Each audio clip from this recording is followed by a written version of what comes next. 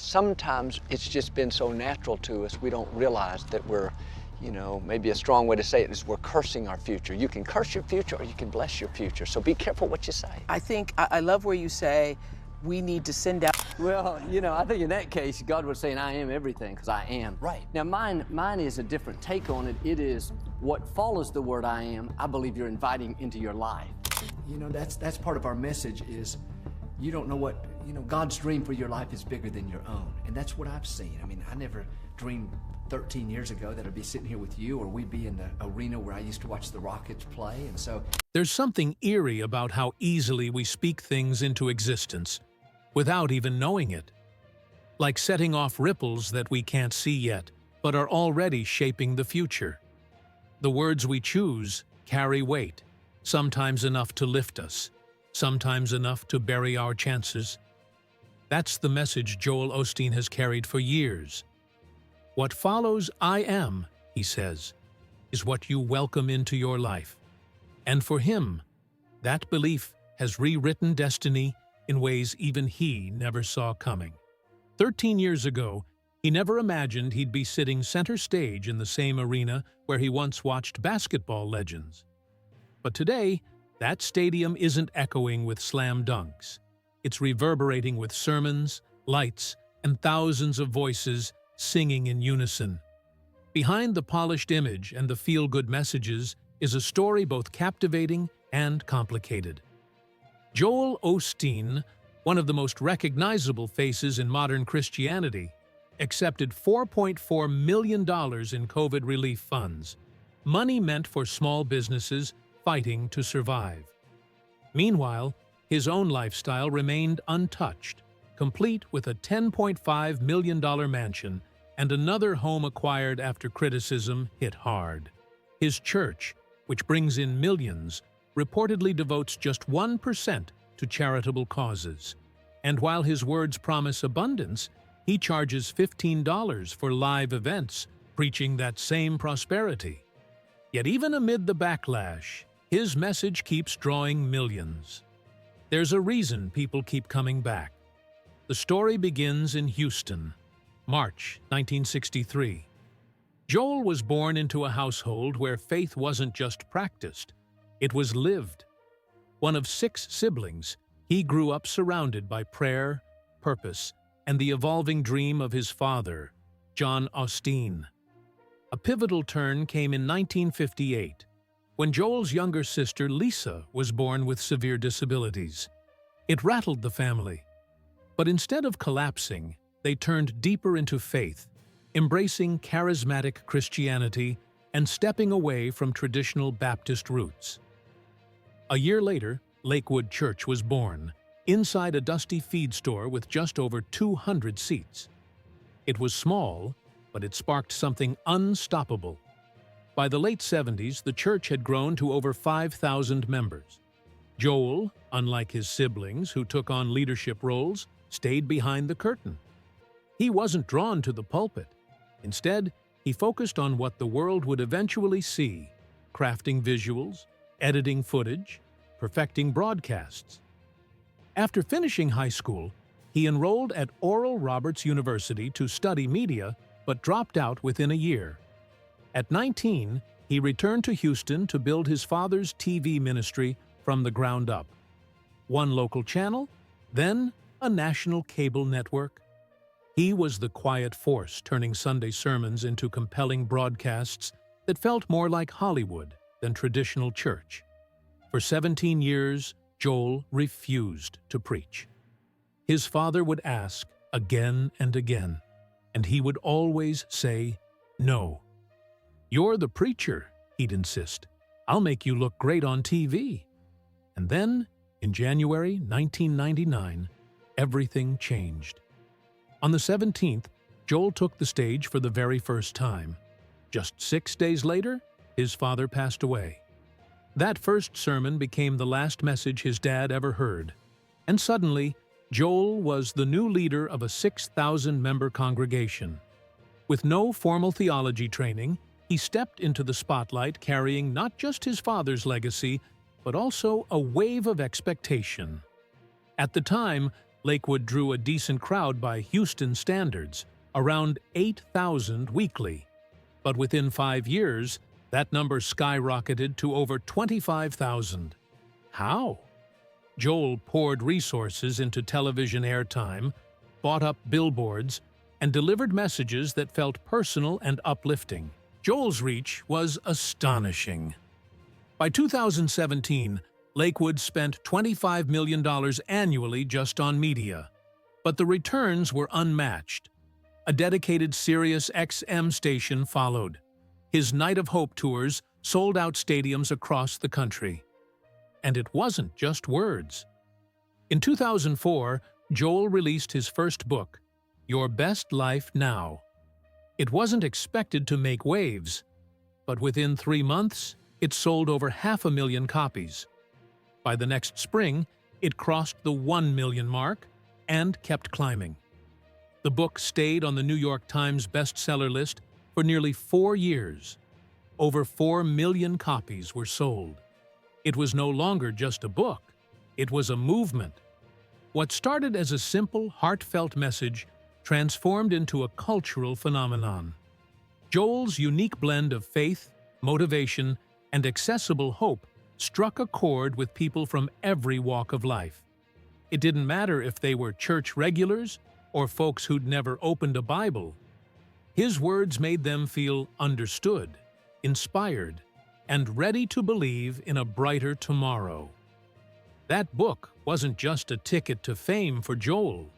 It rewrote the rules of religious publishing, opening doors for a wave of authors who could make spirituality feel both personal and practical. And yet, this was only the beginning. What followed wasn't just a ministry growing quietly in the background. It was a booming enterprise, fueled by relentless energy and a sharp sense of opportunity. Joel quickly realized that one book could only go so far. He transformed his initial success into a sprawling empire, penning more than 15 books, with at least half of them landing on the New York Times bestseller list. The 2005 release of Become a Better You Alone raked in a staggering $13 million through advances and royalties. But Joel's influence wasn't confined to print. When he stepped onto stages across the country and overseas, he commanded fees between $100,000 and $200,000 per event. He wasn't just filling auditoriums, he was filling arenas where tens of thousands hung on his every word. Beyond that, a savvy merchandising machine grew alongside the ministry. Books, CDs, apparel, even gifts, all sold through Lakewood's massive gift shop or online, turning faith into a thriving business. As his brand expanded, so did his social media presence, creating yet another powerful channel. With 25 million Facebook followers, 10 million on Twitter, and 5 million on Instagram, Joel built a digital kingdom that magnified his reach beyond any traditional pulpit. In 2013, he pushed boundaries again, launching a groundbreaking arena tour named Night of Hope. These were no ordinary church gatherings. Tickets weren't giveaways. They came at a price, around $15 each. Yet tens of thousands showed up at every stop. On one remarkable night, March 11, 2013, more than 20,000 people packed Miami's American Airlines Arena just to hear Joel speak. Cities like New York, Los Angeles, and even London hosted sellout crowds, and by 2019, Joel was filling Wembley Arena in London, a true testament to the scale his ministry had reached. These events weren't your traditional sermons. They were productions, complete with music, lighting, and an electrifying atmosphere. In 2017 alone, Lakewood spent nearly $7 million producing these shows, but the financial payoff was undeniable. Night of Hope redefined what it meant to gather for faith, turning religious meetings into spectacular events with global impact. And behind all this was a deliberate strategy. The Osteen brand pulls in roughly $55 million annually, with Lakewood's budget hovering around $90 million each year. Yet, only a small fraction, about 1.3% or $1.2 million, is allocated to charitable missions and outreach.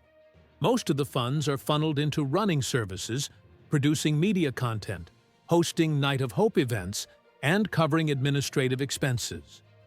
Critics argue this points to a focus on growing a brand, rather than prioritizing charity, casting shadows on where the abundant resources truly go. The personal side of Joel's story is no less intriguing. His future wife, Victoria, didn't enter his life at a grand church gathering or an exclusive event. Instead, it happened during a simple errand to replace a watch battery. In 1985, Joel stopped by a local Houston jewelry store where Victoria, then a college student studying psychology, was working. What seemed like a casual visit soon blossomed into a life-changing connection. 2 years later, on April 4, 1987, they married, a union that quietly laid the groundwork for the vast ministry that was to come. Victoria's upbringing brought a unique blend of faith and intellect to their partnership. Her father, a NASA engineer involved with the Saturn rocket program, and her mother, a devoted Sunday school teacher, instilled in her both discipline and spirituality. Together, she and Joel nurtured a ministry that grew far beyond their early expectations. Nearly 4 decades later, they've weathered intense public scrutiny, the pressures of leadership, and the enormous responsibility of guiding one of the world's largest churches. Victoria's journey evolved from that initial jewelry store moment into a powerful ministry force in her own right. Raised in Houston after her family moved from Alabama, her childhood was steeped in the Church of Christ, where her parents played active roles. Starting with small tasks like managing offerings, she quickly took on more significant roles.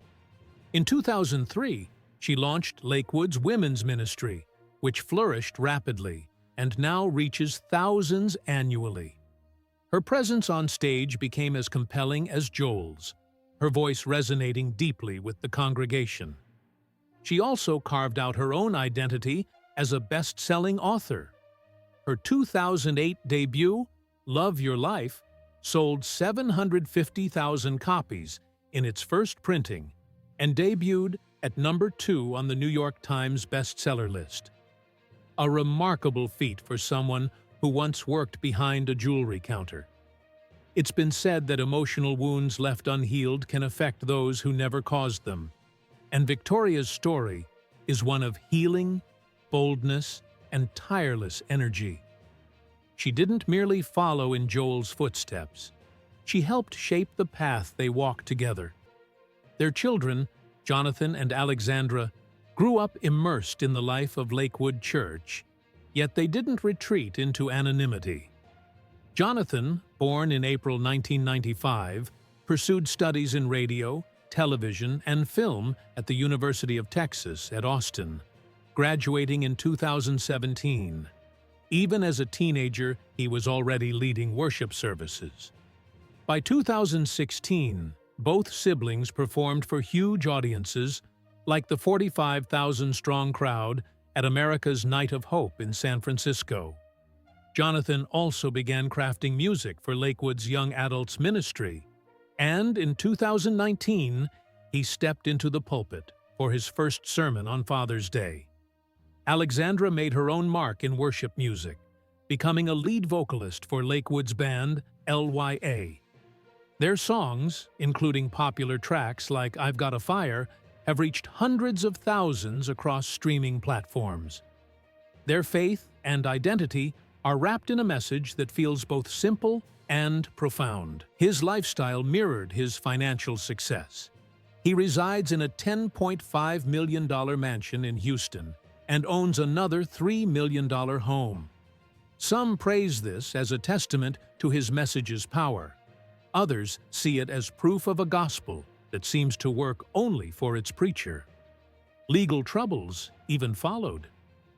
In 2011, an electronic band sued Lakewood for using their music after their license expired, demanding $3 million. The church claimed it was a misunderstanding and eventually won the case in 2012, but it underscored how sprawling and complicated running such a religious media empire could be. This all culminates in a larger issue: a lack of financial transparency. Churches in the U.S. are not required to disclose their finances to the IRS like other charities. This loophole allows megachurches to collect millions tax-free while keeping the public in the dark about how funds are used. Some church leaders travel on private jets and live in luxurious homes, but donors rarely get a clear picture of where their contributions go. Even when churches publish reports, like Lakewood has, the emphasis tends to be on salaries and media rather than direct charity. This secrecy has left many questioning the true motives. Is this about faith or business? The story took another turn during Hurricane Harvey in 2017. While Houston was devastated, streets flooded, and thousands sought refuge, Lakewood Church's doors remained closed. The church explained that flooding made the building inaccessible, but local footage showed dry roads around the campus, fueling outrage. The hashtag sign Open Lakewood trended, with people accusing the church of turning its back in a crisis. Celebrities and community leaders voiced their disappointment. Osteen, worth over $50 million, remained silent initially, eventually reopening days later. But the damage lingered. The public remembered how smaller businesses stayed open to help their communities. When Hurricane Beryl struck in 2025, Lakewood handed out 40,000 water bottles and food. But Osteen's first response was a social media prayer request. Many praised the effort, yet social media's reaction was skeptical. Could he be locking the doors again? Church members themselves were surprised the church was open, still haunted by the Harvey episode. Lakewood's troubles weren't just natural disasters. In 2014, a family claimed a church usher mishandled their baby's car seat, causing injury.